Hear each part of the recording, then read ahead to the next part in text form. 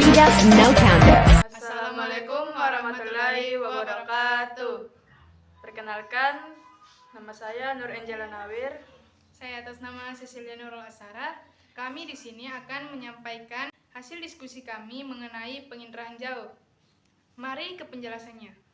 Pengertian penginderaan jauh. Penginderaan jauh adalah penggunaan sensor radiasi elektromagnetik untuk merekam gambar lingkungan bumi yang dapat diinterpretasikan sehingga menghasilkan informasi yang berguna. 1. Sumber tenaga. Sumber tenaga dalam penginderaan jauh dibedakan menjadi dua macam, yaitu sumber tenaga alam dan sumber tenaga buatan.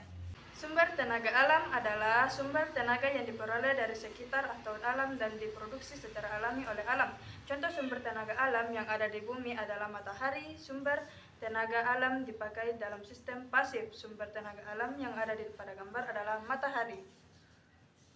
Sumber tenaga buatan adalah sumber tenaga yang diperoleh dari sumber daya yang dibuat oleh manusia, bukan dibuat oleh alam. Contoh sumber tenaga yang digunakan dalam penginderaan jauh sistem aktif seperti radar maupun lidar. Sumber tenaga buatan yang ada pada gambar adalah radar maupun lidar. 2. Atmosfer. Dalam inderaja, jendela atmosfer adalah bagian spektrum elektromagnetik yang dapat mencapai bumi. Keadaan di atmosfer dapat mencapai penghalang pancaran sumber tenaga yang mencapai ke permukaan bumi. Atmosfer yang ada pada gambar adalah awan. 3. Interaksi objek dan tenaga. Interaksi antara tenaga kerja dan objek dapat dilihat dari warna yang dihasilkan oleh foto udara. Setiap objek memiliki karakteristik yang berbeda untuk mencerminkan atau mengirimkan daya ke sensor. Objek yang memiliki reflektan atau pantulan yang tinggi akan terlihat cerah dalam gambar, sedangkan objek yang memiliki daya penyerapan tinggi maka akan muncul warna gelap dalam gambar. 4. Sensor. Sensor merupakan alat pemantau yang dipasang pada wahana, baik pesawat maupun satelit. Berdasarkan proses perekamannya, sensor dapat dibedakan menjadi dua, yaitu sensor fotografik dan sensor elektronik. Sensor yang ada pada gambar adalah sensor pada pesawat, sensor pada satelit. Sensor fotografik merekam objek melalui proses kimiawi yang dapat dipasang pada pesawat udara maupun satelit. Sensor fotografik menghasilkan foto, citra foto udara, citra satelit drone. 2. Sensor elektronik. Sensor elektronik merupakan sensor yang bekerja secara elektrik dalam bentuk sinyal.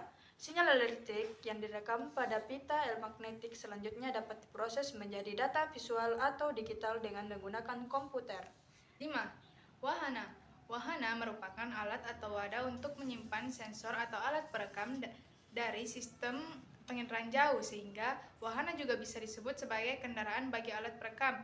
Contoh wahana: satelit, drone, UAV.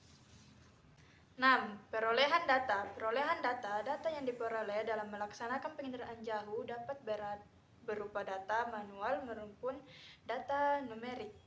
Data manual sendiri adalah data dari interpretasi citra, biasanya foto udara dengan menggunakan stereoskop, alat untuk melihat kesan 3 dimensi pada foto udara. Data numerik. Data numerik atau digital diperoleh melalui penggunaan software khusus untuk inderaja. 7. Penggunaan data. Pengguna merupakan komponen akhir yang penting dalam sistem inderaja. Pengguna inderaja ini dapat perseorangan ataupun suatu lembaga dalam bidang geologi, bidang kehutanan, bidang pemetaan, bidang pendudukan, bidang kelautan. Sekian diskusi hari ini. Kalau ada kesalahan mohon dimaafkan. Kalau ada yang sayang mohon diungkapkan. Wassalamualaikum warahmatullahi wabarakatuh.